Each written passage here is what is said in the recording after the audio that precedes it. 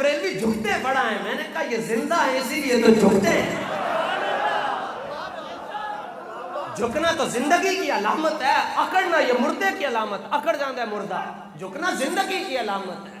اور میرے ساڈے استاد گرامی رحمۃ اللہ تعالی علیہ دے استاد گرامی مفتی احمد یار خان نعیمی رحمۃ اللہ تعالی علیہ جلوہ فرماتے تو ایک کوئی مسلم علمی کتابی آ کر کہنے لگا اے جڑیاں تسی ٹائلاں شیلاں لائیاں مسجد دے اندر تے پیچھے انج گلدستے بھی لائے تے سٹیج بھی بنایا تے محفل میلاد واسطے آ کے کرسی بھی رکھی جاندی ہے تے جناب پھر نقیب بھی آتا ہے تو خطیب بھی آتا ہے تو نعت خواں بھی آتا ہے تو پھر اس میں حلوہ بھی ہوتا ہے اور بریانی بھی ہوتی ہے اور رسگلے بھی ہوتے ہیں, چمچم بھی ہوتے ہیں, اندرسے بھی ہیں, مکھانے بھی ہیں, اتنا کچھ اہتمام کرتے ہیں اور نعرے لگتے ہیں. کیا یہ جس طرح کا میلاد شریف آج کل ہو رہا ہے, آج کل جس طرح کا میلاد شریف ہو رہا ہے, کیا رسول اللہ کے زمانے میں بھی ایسا ہوتا تھا؟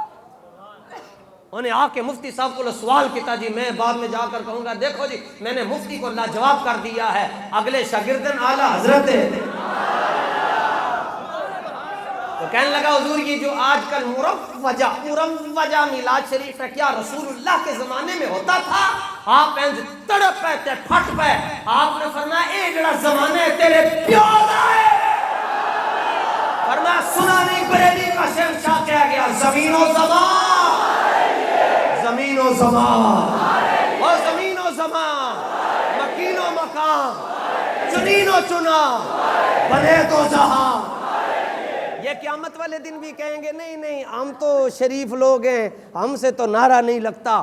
تو تم یہ کہنا اور ہم قیامت والے دن بھی سینہ چوڑا کر کے کہیں گے ہم سوئے حشر چلیں گے, قافلہ ہوگا رواں.